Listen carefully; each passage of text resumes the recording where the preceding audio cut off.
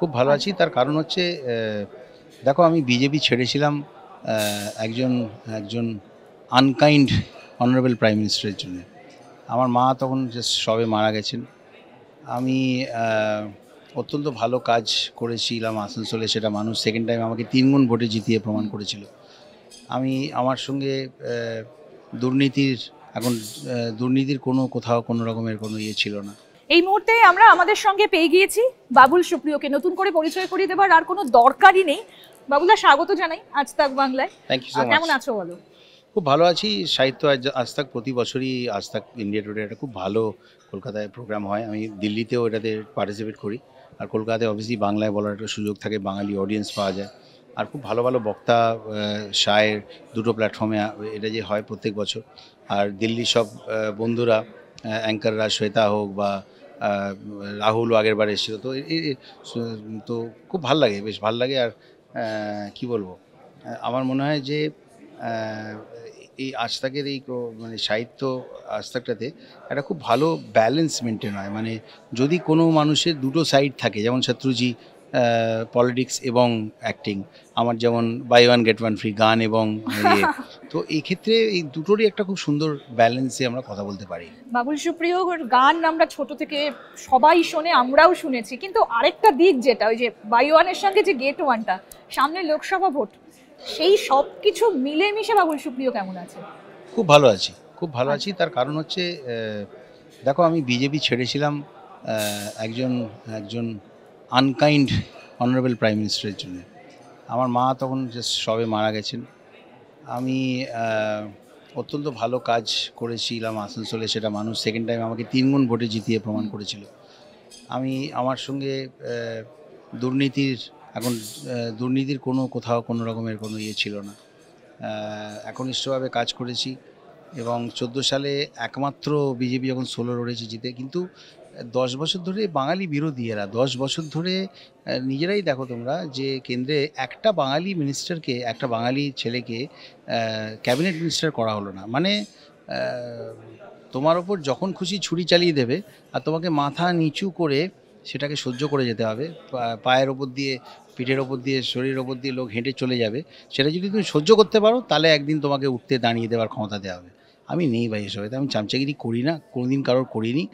আর আমি কি বলবো, এবং তারপরে তো আমি পলিটিক্স ছেড়েই দিয়েছিলাম। লোকে যেটা আমি যেমন সোশ্যাল মিডিয়াতে নেই, বিকজ আমার মনে হয় যে আমি যদি নিজে খুব খুশি থাকি, দেখো পলিটিক্সটা আমার রেসপন্সিবিলিটি, গানটা হচ্ছে আমার প্যাশন। একদম। হ্যাঁ, দুটোতেই কিন্তু মোটামুটি কাজটা একই। এই যে এখানে এত অডিয়েন্স ছিল, তারা কেউ আমার কাছ থেকে গান শুনতে চাইছিল, কেউ আমার কাছ থেকে যদি এরকম কেউ কনস্টিটিউয়েন্সি থাকে বা কেউ অন্য জায়গা থেকে মন্ত্রী হিসেবে সে আমাকে বলতে পারে দাদা আমাদের ওখানে একটা সোলার পার্ক হওয়া দরকার, ওখানে বা আমাদের কেউ কনস্টিটিউয়েন্সি থাকলে বলতে পারে এই রাস্তাটা অনেক দিন ধরে খারাপ আছে, আপনি একটু দেখে দিন, বা এখানে এটা প্রবলেম হচ্ছে, একটা পার্কের লাইট নেই, এটা কিছু করে দিন। অনেক কিছু হতে পারে, স্কুলের কোথাও কিছু করে দিন। তো রিকোয়েস্টের ধরনটা খালি বদলে যায়। কোথাও গান, যেখানে আমি গায়ক সেখানে গানের রিকোয়েস্ট, আর যেখানে পলিটিক্স সেখানে পলিটিক্যাল রিকোয়েস্ট। আচ্ছা, আরেকটা জিনিস হচ্ছে, এখানে আমি জাস্ট একটা জিনিস কমপ্লিট করে নিই, দুটোই কিন্তু প্রিপেড। একদম। প্রথমত হচ্ছে যে আমি যখন ক্যাম্পেইন করছি তখন লোকেরা এই মানুষটি ভালো কাজ করবে, একে আমাদের এলাকার সাংসদ বা বিধায়ক করা যেতে পারে বলে তারা আগে থেকেই ভোট দিয়ে আমাকে জেতায়। তারপরে তারা এক্সপেক্ট করে যে 5 বছর আমি কাজ করে দেখাবো। আমার গানের প্রোগ্রামেও কিন্তু যখন অ্যাডভার্টাইজমেন্ট হয়, লোকে আগে টিকিট কাটে, তারপরে তারা আসে যে সন্ধ্যেটা খুব ভালো কাটবে, বাবুল সুপ্রিয় দারুণ গাইবে। এটাই তো, তারপরে ডিপেন্ড করে যে সেই গানের প্রোগ্রাম যদি তার ভালো লাগে তাহলে সে অন্যকে বলবে বা পরেরটাতে আসবে। সিমিলারলি আমি যদি অ্যাজ আ বিধায়ক বা সাংসদ হিসেবে ভালো কাজ করি, তাহলে তার পরের বার জিতবো, হ্যাঁ, বা হেরে যাব, এই তো। তো সেখানে যখন আমি বিজেপিতে এত ভালো কাজ করেছিলাম, তাহলে বাঙালির বিরুদ্ধে অন্যায়টা হবে কেন? আমি তো পলিটিক্স ছেড়ে দিয়েছিলাম, রিটায়ার্ড হার্ট।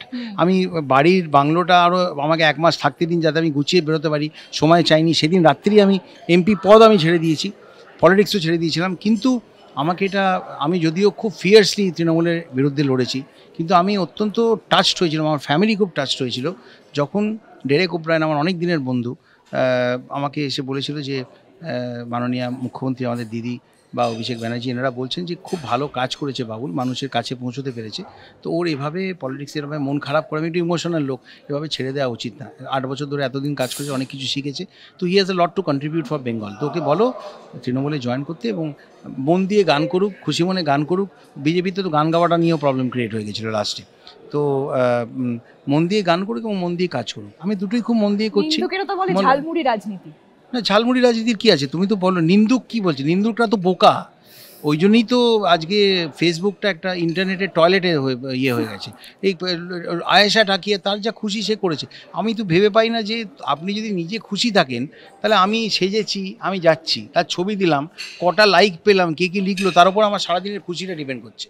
একজন লিখলো যে আপনার গালগুলো ফুলে গেছে, আপনাকে মোটা লাগছে, আপনার জুতোটা ভালো না, এর কি মানে কি অকথ্য নোংরা ভাষায় লোকেরা, এবং তাদের সব অ্যাকাউন্ট ইয়ে থাকে। আমি কতদিন হয়ে গেল আমার মানে আমার কমেন্টসই সেকশন বন্ধ করা থাকে, বিকজ আমি কনস্টিটিউন্সির জন্য খুব মন দিয়ে কাজ করছি। আমার বিরুদ্ধে কারোর কোনো ঝামেলা নেই, কোনো কিছু নেই, আর গান গাইছিও মন দিয়ে। একটা প্রশ্ন এখানে করতে ইচ্ছে করছে। এক বন্ধুর কথা বললেন, ডেরেক ওব্রায়েন। আরেক বন্ধু আপনার, একটু আগে আপনার সাথে দেখা হয়েছিল, অভিজিৎ দা। হ্যাঁ, তিনি একটা কথা বললেন যে পলিটিক্সে যোগাযোগ জয়েন করছেন কিনা, এই প্রশ্নটা তাকে করেছিলাম। তিনি বলছেন যে আমি যদি শুধু সিঙ্গার থাকি, টিকিট কেটে 6000 লোক আসবে আমার গান শুনতে, কিন্তু আমি যদি কোথাও বক্তৃতা দিতে যাই একজন রাজনীতিবিদ হিসেবে, সেখানে 6 জন লোক আসতে পারে, 60 জন লোক আসতে পারে। তো স্বাভাবিকভাবে একটা প্রশ্ন উঠে, তার মানে তুমি পলিটিক্সে সিরিয়াসলি করবেন না? বলো, অভিজিৎ দা আমার খুব খুব করিব দাদা। বম্বেতে যদি কোনো দরকার হয় আমি সবচেয়ে অভিজিৎ দাকে ফোন করবো।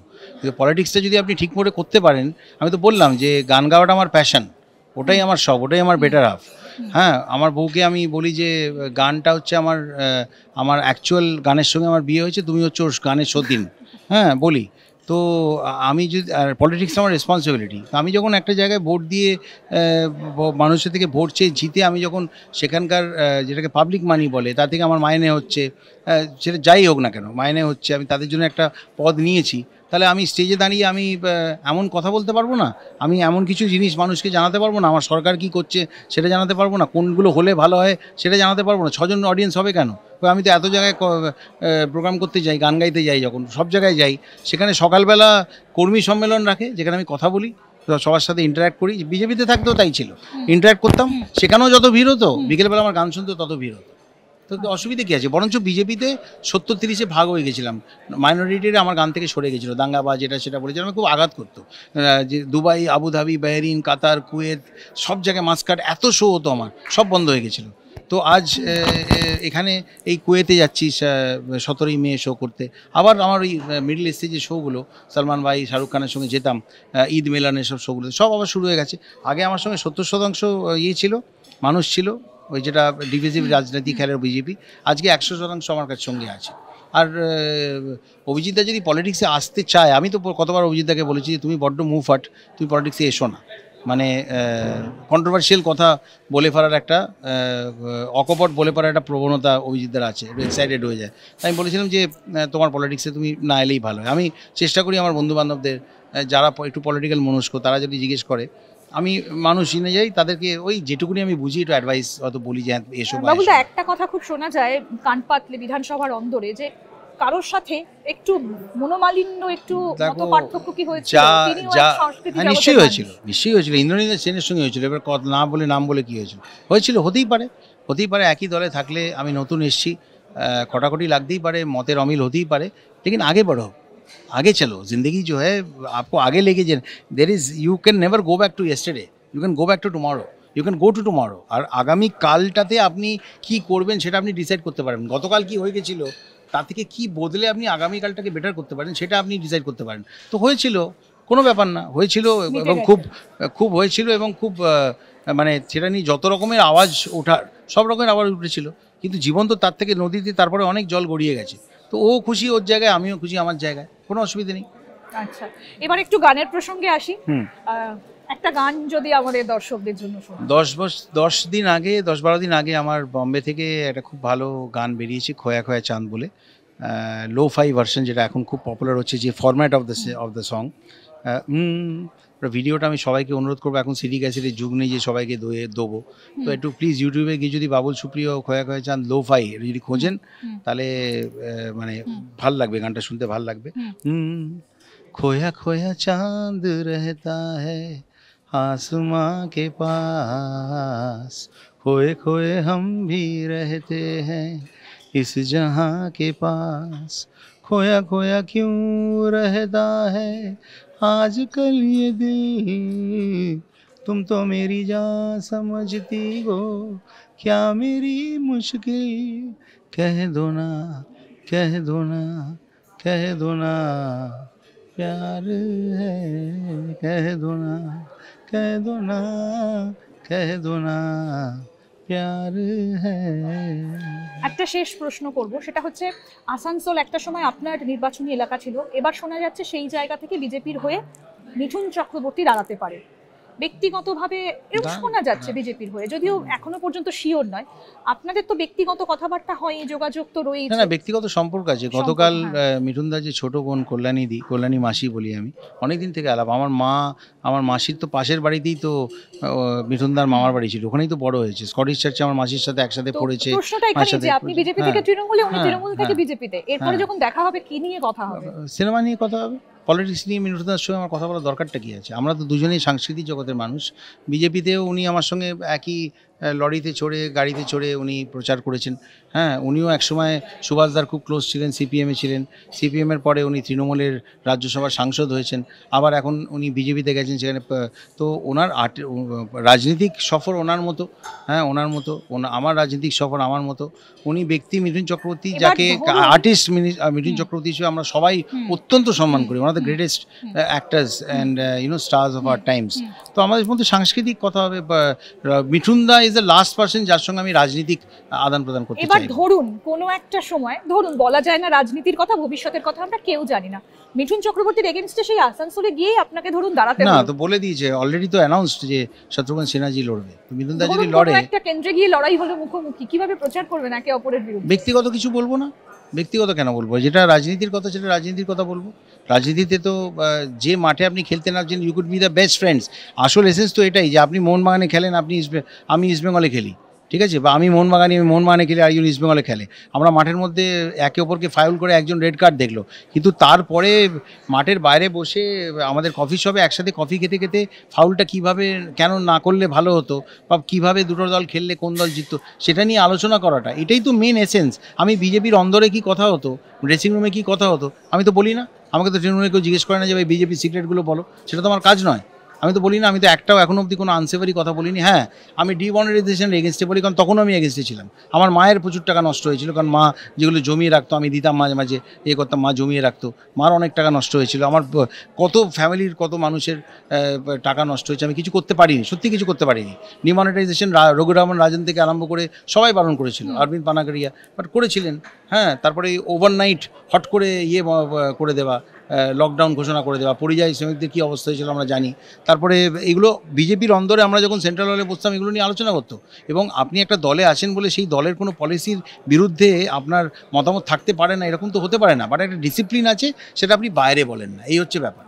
এটা বাইরে বলেন। জিএসটিটা খুব তাড়াহুড়ো করে আনা হয়েছিল, it's a important change, but ইমপ্লিমেন্টেশনটা কারেক্ট ছিল না। সেটা নিয়ে আমার বন্ধুবান্ধব কত মানে মাথা খারাপ হয়ে গেছিলো, এত লোকের রিকোয়েস্ট আসতো।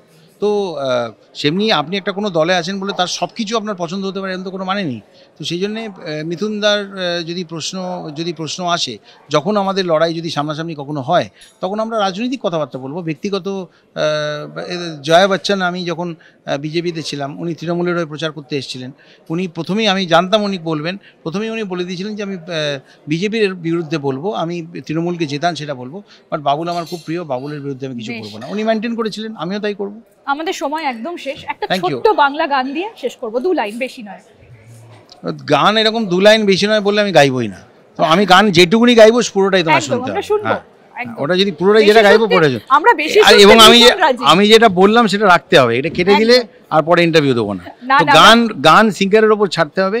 আমি যেমন মাইক, বেশি গানই শুনতে চাই। হ্যাঁ, আমি যখন মাইক ধরতে জানি, কিন্তু এক্স্যাক্টলি কখন মাইকটা ছাড়তে হয় সেটাও জানি।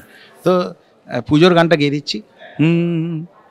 নিঝুম দুপুর, হঠাৎ বিকেল, মেঘের সাথে একলা ছাদে একাকী মন আমার মতন, সিগারেটে সাদা তোমার ক্যানভাসে তোমার ছবি এঁকে চলে এখনো মন, অবুঝে মন, না না না না ভুলিনি, না না না না ভুলবো না, না না না না ভুলিনি, তোমাকে ভুলবো না কোনো দিন। আজ তবে এইটুকু থাক। বেশ, আমরাও কোনোদিন ভুলবো না। এভাবে আমরা বাবুলদার গান শুনবো এবং তার সঙ্গে বাবুলদার কথাও আমরা শুনতে থাকবো। আপনারা দেখতে থাকুন আজ তাক বাংলার ইউটিউব চ্যানেল।